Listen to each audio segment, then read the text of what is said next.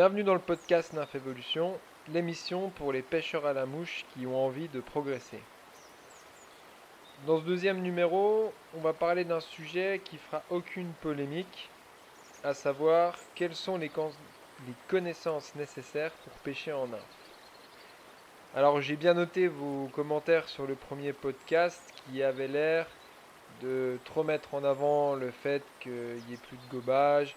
Voilà, je m'excuse si le ton de mon discours semble parfois révolté et je vais essayer de modérer mes propos à l'avenir parce que c'est pas du tout le genre de discours que je veux faire passer. Je veux plutôt aller de l'avant et dire qu'il reste des poissons à prendre dans nos rivières et non pas faire du c'était mieux avant. Alors aujourd'hui, on parle d'un sujet qui fera pas de polémique puisque je vais vous faire un inventaire assez simple des connaissances théoriques que je juge nécessaires pour pouvoir pêcher à la mouche, pour le coup, que ce soit en sèche ou en nymphe. Et puis, de toute façon, ce sera des connaissances connexes, hein, puisque pêche en sèche et pêche en nymphe, en fait, sont juste des suites, des cycles qu'on peut observer dans la rivière. Donc, rien ne se perd, tout se transforme. Toutes les connaissances théoriques sur la nature sont bonnes qu'on soit puriste de la pêche en sèche ou de la pêche en nymphe. Alors, j'ai même intitulé ce podcast l'éducation minimum pour la pêche en nymphe, parce que j'aime beaucoup à parler d'éducation plutôt que de connaissance quand on parle de pêche à la mouche. En fait, le terme de connaissance, il est vraiment trop scolaire, trop rigide, alors que le terme d'éducation, il ramène plutôt au respect, à la fascination, à la relation maître-élève qui a souvent été à la base de la magie, je pense, de toutes nos passions autour de la pêche à la mouche, hein. Il y a souvent ce schéma du maître et de l'élève et d'une transmission, d'une éducation, d'un héritage. J'aime beaucoup ces mots-là, d'éducation et d'héritage. Je trouve qu'ils sont vraiment représentatifs de l'état d'esprit de la pêche à la mouche. Et pour ceux qui ont l'habitude de me suivre, vous savez que je ne badine pas avec la pêche à la mouche. C'est pour moi soit une religion ou soit un art de vivre. J'ai encore du mal à me décider. Mais en tout cas, c'est ni un loisir, ni un sport. Pour moi, c'est bien plus fort que tout ça, la pêche à la mouche. Et c'est surtout bien plus spirituel que le seul acte de prendre un poisson. De toute manière, moi j'ai passé la plupart de ma vie et j'aurais passé la plupart de ma vie au bord des rivières. Mais je pense que tout moucheur se doit de ne pas être un inculte. Il faut aller au bord de l'eau avec un certain minimum de connaissances justement pour rendre honneur à la rivière. Donc ça fait un peu chamanique ce que je vous raconte, hein, c'est un peu sectaire, mais moi je trouve que c'est une belle approche d'essayer de comprendre ces millions de connaissances qui gravitent autour de la rivière. Bah, ça vous permet de vraiment vous plonger dans la passion. Et donc pour respecter les rivières, bah, il faut s'efforcer à connaître leur fonctionnement. C'est ça le message que je veux vous faire passer. D'ailleurs, ça dépasse le cadre de la pêche à la mouche, hein. Je veux dire, c'est un peu la philosophie de tout pêcheur, quoi, qui essaye de démystifier euh, cette eau qui coule devant lui et qui le fascine, quoi. Mais respecter une rivière, c'est pas, voilà, comme on voit sur Facebook, je ramasse mes bouts de nylon et moi je jette pas mes mégots au bord de l'eau. Ouais, ça c'est le niveau zéro, quoi. Pour moi, vraiment respecter une rivière, c'est déjà avoir une énorme connaissance théorique sur l'écosystème, qui sera d'ailleurs trop petite parce que c'est trop énorme tout ce qu'il y a à savoir. Et il faut être capable de tout observer une fois de plus, du microscope au télescope, donc depuis la plus minuscule larve de Caenis, donc la minuscule larve d'éphémère, jusqu'à un énorme castor ou un chevreuil qui vous surprendra au détour d'un courant. Voilà, essayez d'enlever vos œillères et d'être toujours à l'affût de ce qui se passe dans la rivière. J'aime aussi beaucoup cette notion d'éducation. Je reviens au titre du podcast.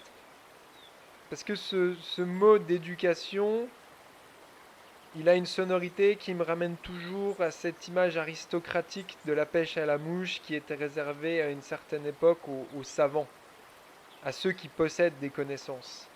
Je pense que vous voyez bien à quoi je fais référence il y a une centaine d'années. La pêche à la mouche, c'était vraiment pour les aristocrates, quoi. Euh, Malgré que ce soit critiquable, il y avait quand même ce côté respectable de cette haute société de chapeau à plumes, parce que c'était quand même des gens qui avaient étudié de nombreux domaines qui touchent à toutes les sciences du vivant, et plaçaient surtout la pêche à la mouche sur un piédestal comme une discipline dont on doit gagner le respect par l'humilité et l'observation.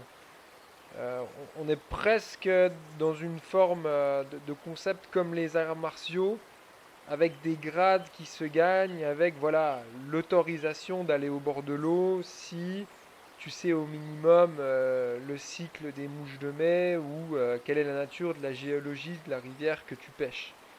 Voilà cet état d'esprit que j'aime à transmettre.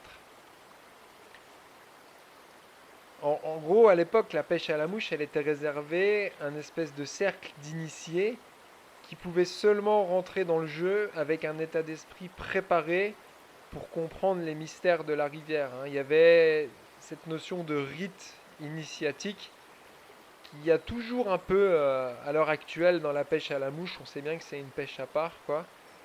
Et c'est vrai que cet esprit, il a traversé les âges parce que depuis le notable qui pêchait en Bavière avant-guerre jusqu'au simple prolétaire en 2020 qui va pêcher la Dordogne, bah il faut toujours un petit plus pour être un moucheur, mine de rien. Il y a quand même des petites barrières à l'entrée difficiles à franchir, que ce soit le lancer dans la pêche en sèche ou la compréhension du poids des nymphes, ou juste l'observation des insectes pour pêcher à la mouche. On le sait que c'est une pêche à part, on va pas se cacher. Après, de là à être prétentieux, pas forcément. Et parce que la pêche à la mouche nécessite des compétences fortes comme la curiosité, l'observation, la détermination. Et tout ça, ça forge des caractères. C'est toutes des compétences qui se tiennent entre elles, en fait. C'est, je pense, ça qui est vraiment intéressant sur l'état d'esprit de la pêche à la mouche. Après, je pense que tout le monde est capable d'assimiler cette éducation minimum pour aller pêcher à la mouche. Là, il n'y a pas de problème qu'on soit maçon, chômeur, notaire, boulanger, médecin, handicapé, brun, vert, jaune, rouge. Les encyclopédies des invertébrés d'eau douce, elles sont à la portée de tout le monde, hein. Tout le monde peut apprendre ça librement. L'accès aux rivières, ça coûte quand même rien en 2020. C'est pas les 100 euros de votre carte de pêche annuelle. Franchement, si vous passez beaucoup de temps au bord de l'eau, au prorata, c'est pas beaucoup. Et le livre ouvert de la rivière, il est ouvert à chacun, hein. C'est à vous d'aller y lire les bonnes informations. Il n'y a pas tant de barrières à l'entrée que ça, finalement. Alors je vais en finir avec cette introduction poétique en évoquant deux souvenirs que j'ai eus dans ma vie de pêcheur à la mouche du haut de mes 35 ans, qui représentent pour moi l'éducation singulière que j'aime avoir chez des moucheurs passionnés. En gros, je vais vous raconter deux personnages qui m'ont marqué au cours de mes voyages, qui m'ont ébloui par leur approche de la pêche à la mouche. Alors pour ce premier souvenir, je me revois très clairement en 2005 dans l'atelier de montage de mouches de Bob, qui était le ghillie de la rivière d'Evron en Écosse. Pour ceux qui ne savent pas, un ghillie, c'est un guide de pêche écossais traditionnel. Pour faire simple, c'est le genre de mec déguisé avec les habits de Sherlock Holmes qui vous prépare les cannes. Voilà. Et Bob, je m'en souviendrai toujours parce qu'il transpirait cette éducation, alors là pour le coup vraiment aristocratique de moucheur écossais, parce que l'Écosse est quand même un haut lieu de la pêche à la mouche aristocratique avec vraiment des racines de tradition très profondes. Et Bob, il connaissait les dates de remontée des saumons sur le bout des doigts. Je m'en souviens, il me disait voilà, en avril, il y aura les premiers saumons qui vont venir, et après, il y aura sûrement les saumons trophées vers juillet-août. C'était vraiment pour lui des réflexes, quoi. Et il y avait donc ce côté sur la biologie des saumons qui connaissait de manière naturelle. Et puis le côté face, c'était sur le montage des mouches traditionnelles écossaises à saumon. Ça, c'était vraiment incroyable à observer. Voilà, j'étais avec lui à son étau et il pouvait me citer l'historique de chaque mouche, de la Gary Dog à la Willy Gun, en passant par les cascades. Enfin, c'était vraiment une éducation incroyable. Une vraie éducation spécifique écossaise de la pêche à la mouche. Vraiment une belle éducation, quoi. Et puis, cette éducation, ça le forçait aussi toujours à se présenter avec son costume en tweed, repasser devant les clients. Vous savez, c'est ce costume typique avec des rayures qu'on a tous vues dans des films sur la pêche en Écosse. Donc tout ça, ça transpirait vraiment une éducation écossaise de la pêche à la mouche, très très très respectueuse des rivières, quoi. Et on pouvait voir qu'un personnage comme Bob, qui guidait des pêcheurs depuis 30 ans sur la rivière, bah lui aussi, il avait observé l'éducation des pêcheurs et il avait pris les pièces du puzzle pour créer sa propre éducation de la pêche à la mouche. Il avait une éducation au sens, une fois de plus, c'est pas du tout scolaire, au sens où il avait vécu des centaines d'heures au bord de la rivière et il connaissait le rythme de sa rivière. Et pour moi, c'est vraiment ça, l'éducation d'un moucheur. C'est faire corps avec sa rivière. Il pleut, je vais à la pêche. Il fait froid, je vais à la pêche. Il fait chaud, je vais à la pêche. Je prends un poisson, je suis content. Je prends pas de poisson, je suis content quand même. C'est ça une vraie éducation de moucheur pour moi. Et Bob, en fait, j'ai pu m'en rendre compte après tous mes voyages dans différents pays. Bah, comme tous les moucheurs passionnés, ça n'a pas de frontières. Il avait accumulé dans sa vie des grandes phases de joie entrecoupées d'énormes déceptions, quoi. C'était un Écossais, mais ce constat, je l'ai vu en Amérique, je l'ai vu en Suède, je l'ai vu dans les Balkans. Il était pris comme tous les moucheurs dans les montagnes russes émotionnelles de la pêche à la mouche. Quand il prenait un saumon trophée sur le Devron, ça lui offrait une caresse de l'esprit. Et puis après des semaines de sécheresse ou de bredouille, ça lui renvoyait des grandes claques qu'il réduisait à un pêcheur de pacotille. Et c'est que ça en fait la pêche à la mouche. C'est qu'une alternance de joie et de déception. Et c'est ça qui fait, je pense, que ça nous fait vibrer. Moi, ça m'a pris des années pour comprendre en fait que c'est ce paradoxe qui forge la passion du moucheur. J'ai mis des années à comprendre pourquoi je suis hypnotisé par la pêche à la mouche. Et en fait, c'est un peu le yin et le yang, hein. C'est un peu tarte à la crème ce que je vous dis, mais c'est vraiment l'alternance entre la joie des gros poissons dans les puisettes et les déceptions des bredouilles qui font que on y croit tout le temps et on adore ça. Il y a un deuxième point aussi que j'ai compris dans toute cette éducation de pêche à la mouche, c'est qu'en fait, Bob, je m'en étais pas rendu compte à l'époque parce que j'étais jeune, hein, j'avais à peine 20 ans. Bah Bob, il pêchait par procuration en fait. En tant que guide de pêche, il était arrivé à un point où il se nourrissait de la joie de ses clients. Alors ça, pour moi, c'est le but ultime, quoi. Je me suis vraiment inspiré de gens comme ça parce que du coup, moi aussi, je pêche aujourd'hui par procuration. Et quand je suis à mon atelier et que je forge mes mouches, bah, ça va permettre à des clients de prendre des poissons avec mes mouches. Et du coup, la boucle, elle est complètement bouclée, quoi. Ça fait une espèce de plénitude, voilà. Et après coup, en fouillant dans mes souvenirs, j'ai pu voir d'où venaient ces influences. Voilà, pour ce premier souvenir, donc écossais, pour évoquer qu'est-ce que c'est l'éducation de la pêche à la mouche. Je vais vous donner un deuxième souvenir en introduction qui m'a aussi vraiment marqué. C'est vraiment des images qu'on garde dans le coin de sa tête quand on est moucheur. Je sais que vous en avez aussi parce qu'on a tous eu un parcours avec des hauts et des bas. Et ce deuxième souvenir, pour vous évoquer une forme d'éducation de pêche à la mouche, il vient du Grand Ouest américain, des montagnes rocheuses du Colorado. Alors, parmi tous les voyages que j'ai faits, les voyages de pêche à la mouche en Amérique m'ont profondément marqué parce que j'y ai vraiment vu des rivières en très bon état avec beaucoup de poissons et c'est très très respectable. J'en suis encore bouche bée et j'attends qu'une seule chose, c'est d'y retourner. Alors à l'époque, c'était dans les années 2015. Je pêchais déjà très peu en sèche en France et quand je voyageais, je pêchais beaucoup en nymphe. Mais pour le coup, c'est bel et bien un pêcheur en sèche qui m'a marqué sur ce voyage en Amérique. Et je me souviens clairement de ma rencontre avec ce type qui s'appelait Lenny dans le fameux Cheesemine Canyon, là où coule la South Platte River. Donc ça se situe dans le Colorado, à l'ouest des USA. Alors moi, je m'étais régalé pendant des jours à pêcher les truites arc-en-ciel sauvages en infavue, en infophile. C'était un régal, quoi. C'est des poissons actifs à la robe magnifique, enfin, 20 sur 20.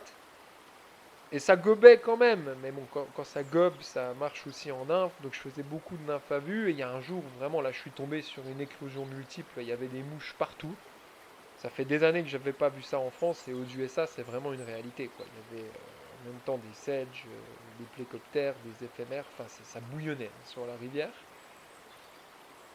Et c'était tellement riche ouais, qu'il y avait plein d'insectes en surface et là ça gobait sévèrement, hein. C'était vraiment. Ça nymphait aussi, mais c'était vraiment un beau moment de pêche en sèche, quoi. Et comme moi je m'étais vraiment régalé en nymphe le jour-là et les jours d'avant, je me suis dit tiens, je vais regarder les locaux, comment ils se démerdent en sèche aux USA. On dit souvent que c'est des gros cons les Américains. Moi je trouve qu'à l'inverse de ça, ils sont plutôt respectables sur plein de points. Je vais regarder un local là en sèche, voir comment ils pêchent, si c'est vraiment des manches ou pas. Donc il y a quand même pas mal de monde qui pêche sur la South Plate. Et quand même, hein, c'est des poissons qui sont clairement surpêchés. Et il faut pas non plus être un manche pour prendre des poissons trophées sur les lisses miroirs au Colorado. Voilà, vous allez faire beaucoup de poissons taille moyenne, mais les trophées, ça reste des truites sauvages. Faut pas non plus croire qu'elles viennent comme à la parade. Donc je vois ce vieil homme au loin sur un lys qui, donc je saurai plus tard, s'appelle Lenny. Donc j'arrive et donc je lui lance le traditionnel, donc en anglais on dit any bite, ce qui est l'équivalent français de sa mort, hein. Et j'ai vu que Lenny scrutait puissamment l'eau et j'avais déjà senti que ce type c'était un grand observateur. Ce qui caractérise selon moi les meilleurs pêcheurs à la mouche, c'est des gens qui observent énormément, qui savent prendre le temps de la pause pour observer avant de passer à l'action. Donc je me dis, le mec a déjà l'air d'être un roi de la piste, quoi. Et donc il m'a répondu en anglais, je vais vous faire l'accent du Colorado pour rigoler. These dame balls are only eating bloody tiny midges. This won't be an easy game. Oh no boy, this won't be an easy game. Alors je vous traduis ce que l'ami m'a répondu. Alors bien sûr avec toutes ces gestuelles à l'américaine en replaçant son Stetson sur sa tête, puis en recrachant une bouffée de son cigare. Alors, je vous le refais en français, ces satanées truites arc-en-ciel mangent que des minuscules moustiques. Ça va être dur, l'ami. Ça va être dur. Et puis, après sa phase de réflexion, il a entamé la recherche d'une boîte de mouches dans une poche spécifique de son gilet. Vous savez, c'est le genre de poche cachée dans un gilet qu'on n'accède pas souvent, quoi. Donc ça doit vraiment être pour une boîte spécifique. Voilà, quand on est moucheur habituel, on voit bien hein, que le mec va chercher la surprise du chef, parce que là, il y a une situation difficile. Et je m'en souviendrai toute ma vie. Il m'a sorti les petites boîtes à encoche de marque Wheatley. En fait, non, c'est boîte à casier, je veux dire. C'est les fameuses boîtes Wheatley à casier transparent. Et il me présente la boîte. Alors, je vous continue avec l'accent du Colorado. Hey, Frenchie, wanna have a look at the magic box? Alors, je vous traduis, ce qui veut dire, si vous avez compris, elle, français, tu veux voir la boîte magique? Et là, en 3 secondes, les pêcheurs américains, pour moi qui sont des brutes sans nom, ils sont remontés dans mon estime car Lenny m'a présenté une boîte remplie d'imitations de moustiques, des moucherons, hein, de la taille d'hameçon 22 à 28. Là, j'étais stupéfait, quoi. Je sais pas si vous vous rendez compte à quoi ça ressemble un moustique en taille 28, mais c'est au-delà du minuscule. Et puis on distinguait toujours sur le lys des grandes gueules de truites qui venaient lécher la surface. Elles aspiraient carrément les moucherons, c'était indécent, hein. C'était comme des gobages sur des émergentes. Elles les susurraient, les moucherons, sur le lys miroir. On voyait que c'était des poissons solides, quoi. C'était vraiment un cadre fantastique là, dans les gorges. Les pierres aux couleurs rouges, c'est vraiment comme dans un rêve, quoi. Bah, il lui a pas fallu 5 minutes, hein, pour qu'il pende une grosse arc-en-ciel sur un moucheron, hein. Alors bien sûr, dans les cas-là, vous savez, on voit même pas la mouche sèche en surface, on ferre quand on voit le rond. Enfin, c'était vraiment un moment qui m'a marqué parce qu'en fait, cette histoire, je la trouve très représentative de l'éducation que je, je trouve belle à son sens de la pêche à la mouche. Parce qu'on a beau être écossais, américain, français, suédois, monténégrin, amazonien, en fait, tous les moucheurs et tous les pêcheurs, ils ont dû s'éduquer en observant la rivière pour arriver à un point de maîtrise de leur art, en fait. Il y en a certains qui vont très très loin, quoi. Ce coup des moucherons là, je veux dire, c'est comme voir un excellent pêcheur en infavus. C'est un point de maîtrise de la pêche à la mouche qui est vraiment très très dur à atteindre, quoi.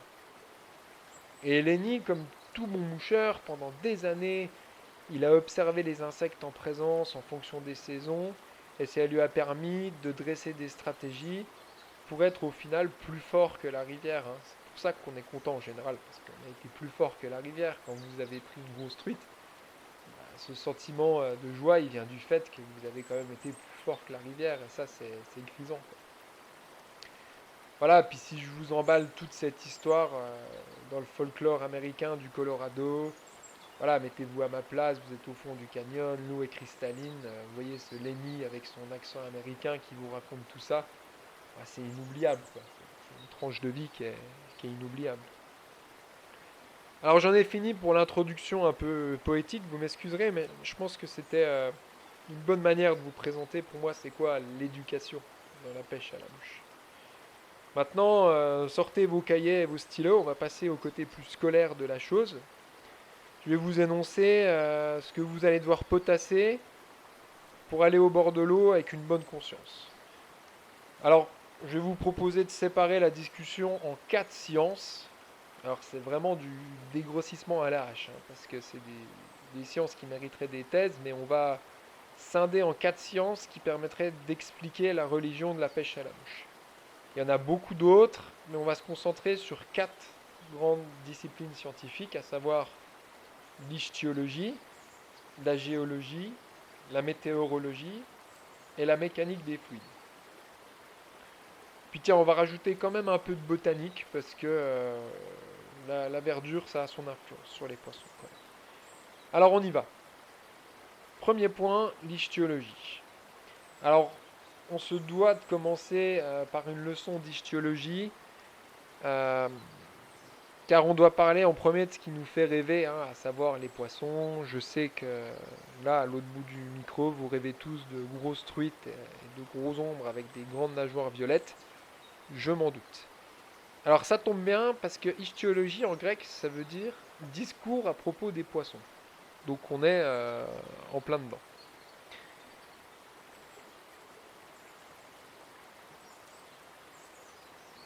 Ce qui intéresse tout pêcheur à la mouche, euh, c'est les habitudes de vie des truites fario et des ombres communs. Alors, on veut tous mieux les connaître pour mieux les pêcher. La théorie de base, c'est que les truites fario sont des poissons qui se cachent dans les courants.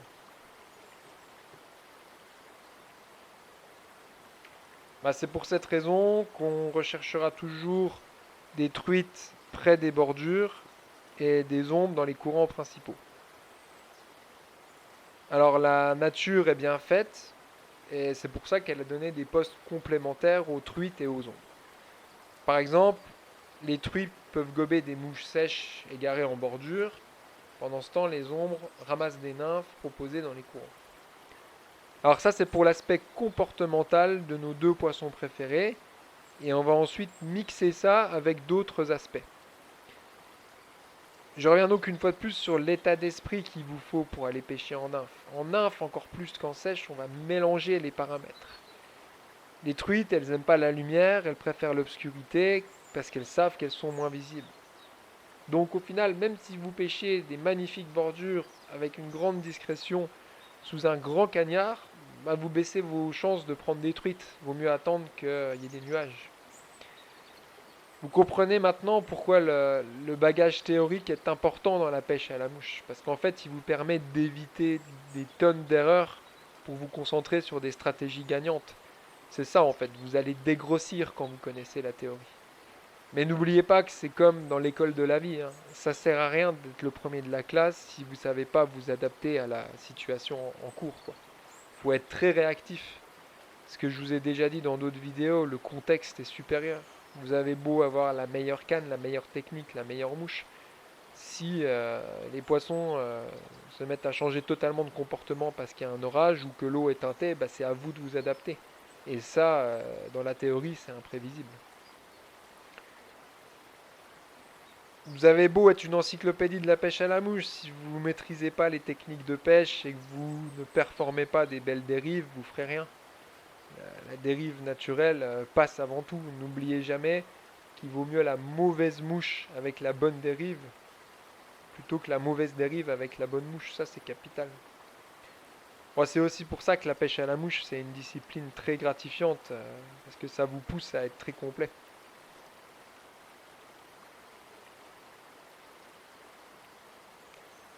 N'oublions pas non plus que chaque moucheur a ses travers, hein. Par exemple, moi c'est pas grave, on peut me critiquer, on peut me prendre comme exemple, moi ça me fait pas grave, hein. Le ridicule me tue pas. Moi je suis connu pour être un moucheur assez peu discret au bord de l'eau et qui pêche en général assez lourd. On va prendre mes travers comme exemple, comme ça ce sera plus simple. Ça c'est ma réputation. Moi, mon approche, c'est que je suis un coureur de rivière et j'aime parcourir du terrain pour pêcher les postes essentiels et passer à autre chose. C'est une approche, c'est un état d'esprit. Il y a des pêcheurs qui seront plus des hérons et qui resteront pendant 3 heures sur le même poste. Ça, c'est pas mon état d'esprit. On a aussi l'impression que je pêche lourd parce que je pêche souvent à deux nymphes.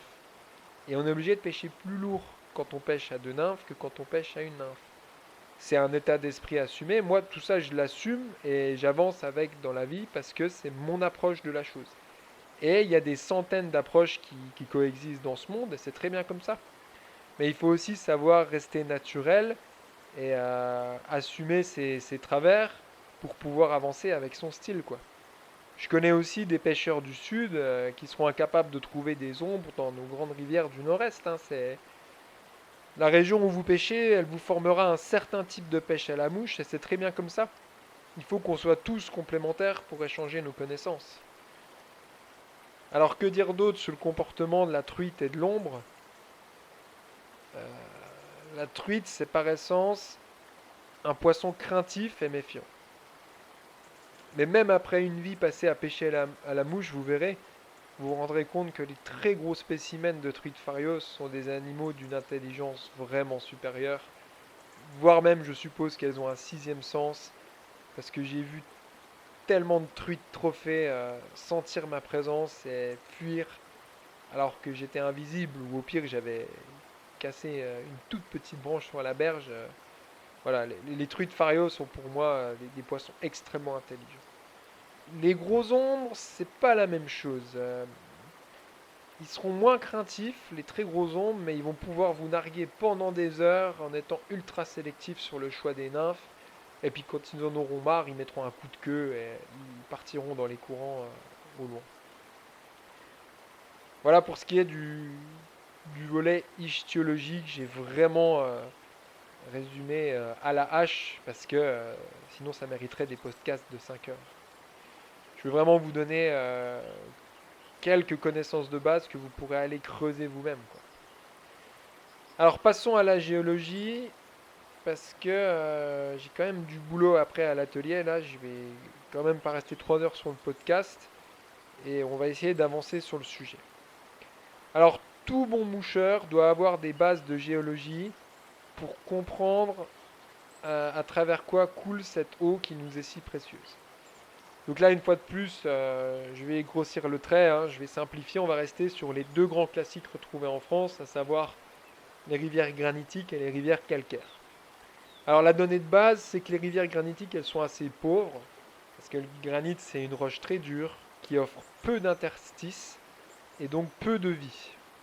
Mais également un pH plutôt acide, et pH acide, c'est jamais trop favorable à la vie dans le règne animal. Ah, attention, hein, j'ai pas dit que les rivières granitiques sont mauvaises.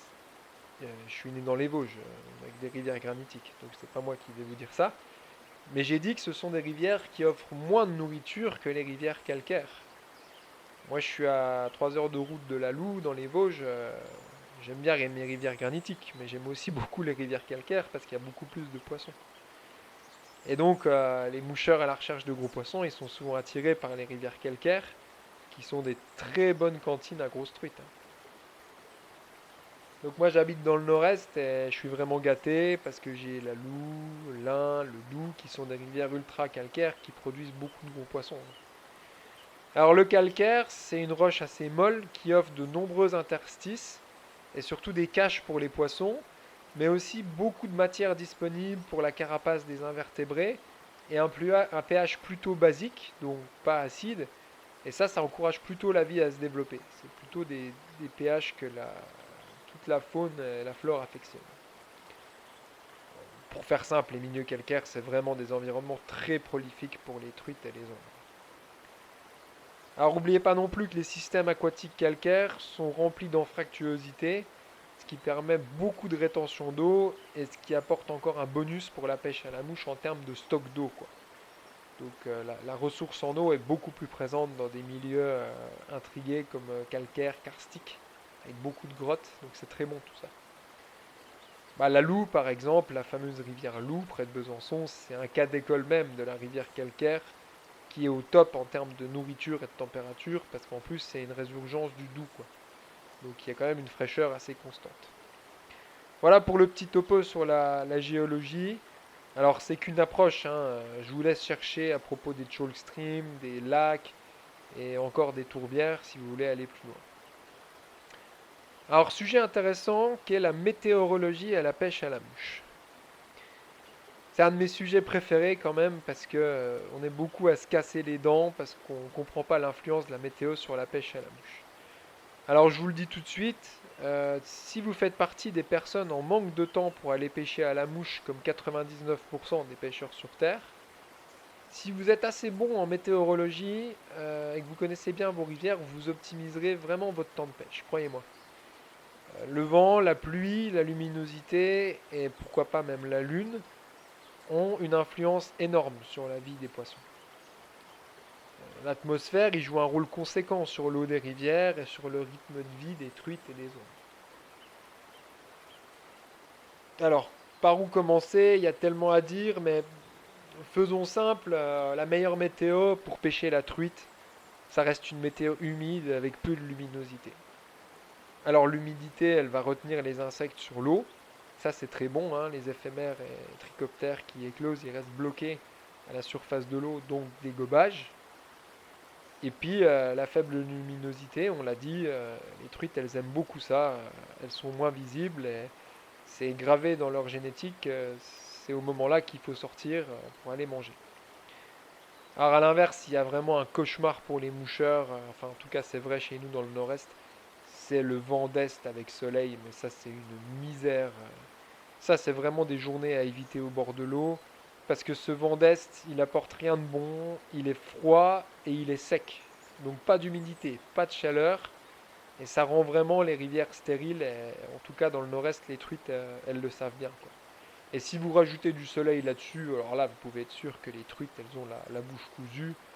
Et de toute façon, les jours de vent ensoleillés, il vaut mieux que vous fassiez vos démarches administratives, que vous vous occupez de votre famille.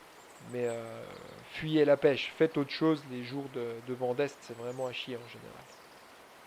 Et puis le vent, il a son rôle particulier dans la pêche à la mouche, parce qu'il peut vraiment vous ruiner des journées de pêche, aussi bien en sèche qu'en nymphe.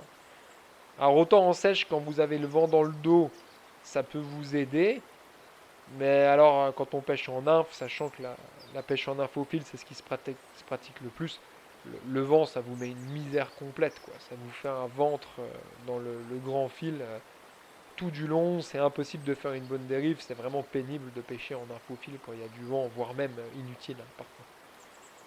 Donc le vent est quand même l'ennemi numéro un du nympheur, que ce soit en infophile ou en infabus. C'est quand même assez galère de pêcher en nymphe avec du vent.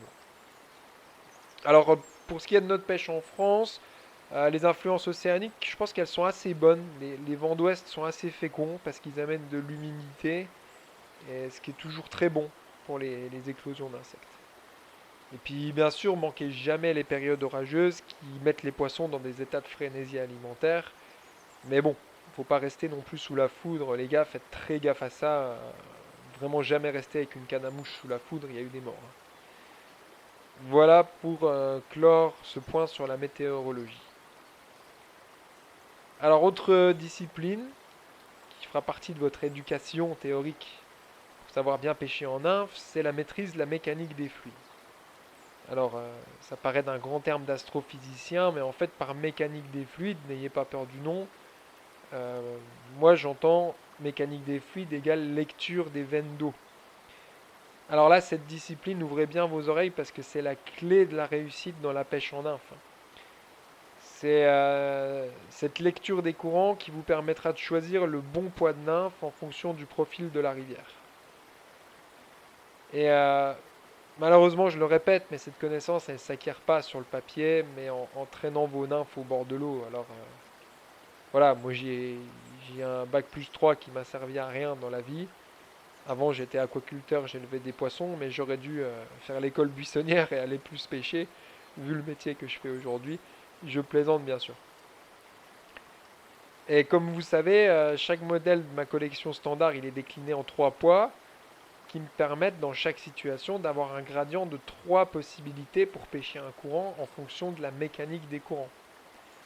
Donc j'analyse pour chaque courant la mécanique de l'eau en me disant, tiens, à cet endroit-là, c'est plutôt une nymphe T1 qui passera près du fond sur ce radier avec une faible profondeur, alors qu'une nymphe T2 sera nécessaire dans ce pool très profond. Voilà, je reviens à ma collection standard qui est la base, qui est vraiment liée à cette lecture de la mécanique des courants, quoi. Après, vous inquiétez pas, hein, j'ai pas sorti ça de mon chapeau, hein. Vous pouvez prendre n'importe quel bon nympheur sur Terre et vous verrez que tous ces modèles de nymphes favoris sont répartis dans des différents poids et qu'il connaît le comportement de toutes ces nymphes dans l'eau. Ça, c'est le postulat de base de la pêche en nymphe, hein, qui est vraiment effacé par le marketing en 2020, mais sans ça, vous pourrez rien faire, quoi. Donc c'est donc cette approche très spécifique de la mécanique de l'eau qui s'apprend par une pratique empirique. C'est à vous de passer des heures à faire des dérives dans les nombreuses rivières autour de chez vous, autour du monde, pour vraiment comprendre comment vos nymphes vont couler dans l'eau pour qu'elles dérivent au bon niveau. Alors moi je peux que vous conseiller de pratiquer un maximum de rivières différentes pour élargir votre spectre de connaissance du poids de vos nymphes, hein. Plus vous allez pêcher de rivières différentes, plus vous allez connaître vos trois poids de nymphes, quoi. Ça, c'est cristallin comme concept. Et je vais même dire, alors je suis trop optimiste comme d'habitude, mais même si vous prenez une bredouille, bah, les heures que vous allez passer à soigner vos dérives en nymphes au bord de l'eau, elles vous seront bénéfiques, hein. Alors dans une moindre mesure, vous pouvez aussi vous entraîner à fouetter au pompon et à bien choisir le poids des nymphes en dessous d'une mouche sèche indicateur, mais comme je vous le rappelle souvent, la pêche au pompon en nymphe, c'est pas celle qui est le plus pratiquée, quoi. Après, ça requiert un lancer spécifique, effectivement, une nymphe avec un pompon. Donc vous pouvez toujours vous entraîner à fouetter une mouche sèche avec une nymphe derrière parce que c'est quand même un lancer un peu spécifique.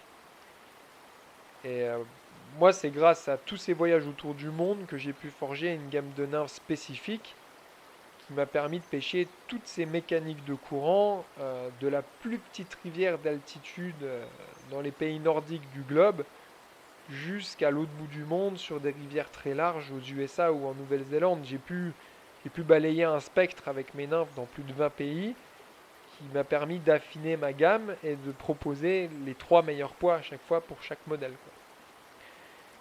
Donc vous m'avez compris, s'il y a un point technique à retenir dans ce podcast sur la pêche en nymphe, bah c'est bien cette compréhension de la mécanique des courants qui vous sera essentielle pour prendre du poisson en nymphe, quoi. Ça, c'est vraiment un facteur clé dans la réussite. Vous aurez beau avoir le bon modèle de nymphe, le bon visuel dans les bonnes conditions. Si vous n'arrivez pas à la faire dériver au bon niveau, vous ne prendrez rien. Alors je finis avec un peu de botanique, avec une touche de verdure, parce que les végétaux ont une partie intégrante dans le cadre du moucheur au bord de l'eau. Et puis il faut aussi en connaître un minimum sur les plantes pour comprendre quel rôle elles jouent sur notre pêche à la mouche, quoi. Alors point important en 2020, vous pourrez regarder, les arbres apportent de l'ombre à nos rivières, ça on le sait, mais les dernières années, avec ce réchauffement climatique, béni soient les rivières qui sont à l'ombre avec des arbres, quoi. J'insiste sur ce cas parce que chez moi, on s'est rendu compte tout récemment que dans la vallée de la Moselle, c'est une des rivières de ma région, bah, cette rivière très exposée au soleil, avec en plus des barrages qui réchauffent l'eau, ça expliquerait malheureusement la disparition des ombres et des truites les dernières années. L'eau devient de la soupe en été, c'est trop chaud. Et manque d'arbres plus réchauffement de l'eau lié au seuil, bah, apparemment à un moment ça ne le fait plus, quoi. Et à l'inverse, on a encore plein de rivières boisées dans le nord-est où les populations de poissons restent correctes, quoi. Il y aurait une certaine logique, quoi, sur la présence d'ombre qui joue sur la température de l'eau, quoi. Enfin bref, c'est toujours des problèmes multifactoriels, on le sait. Il n'y a pas que ça en cause, mais tout ça pour dire que les arbres sont vitaux à nos rivières. Donc voilà, espérons qu'ils ne commencent pas, l'autre en Amazonie, à tout dégommer sur les arbres, sinon ça va mal finir. Les algues et les herbiers, ils ont aussi vraiment leur double rôle de cache et de réserve de nourriture pour les salmonidés. Par exemple, allez faire un tour sur la tour avec ses grands herbiers et regardez la taille moyenne des truites, hein. Vous comprendrez vous-même. Voilà, je pense que j'ai fait le tour des thématiques que je voulais aborder. Donc c'est que des pistes que je vous donne et j'espère qu'une fois de plus ça vous a ouvert l'esprit. Donc c'est la fin du podcast numéro 2. Je vous conseille fortement, voire je vous oblige à éteindre tous vos téléphones et vos ordinateurs. Et puis rendez-vous au bord de l'eau pour mettre en application tout ce que vous avez appris. Vous trouvez un bon coin où il n'y a pas de réseau, où il n'y a personne qui vous embête, où vous êtes en tête à tête avec la rivière. Et puis vous faites votre moment avec la rivière, sans technologie, sans rien. Vous faites voilà, de la vraie pêche à la mouche. Dans le prochain épisode, je vais vous emmener avec moi pour un voyage de pêche à la mouche au pays du ciel bleu. Alors je vais vous laisser sur cette énigme. On va voir si vous trouvez d'ici là de quel pays il s'agit. Mais vous verrez, ce sera dépaysement garanti. Alors n'oubliez pas que la pêche à la mouche vous offre une cure de désintoxication digitale. Donc foncez au bord de la rivière pour mettre la gamme d'Infévolution en action de pêche. Et à bientôt pour un nouveau podcast.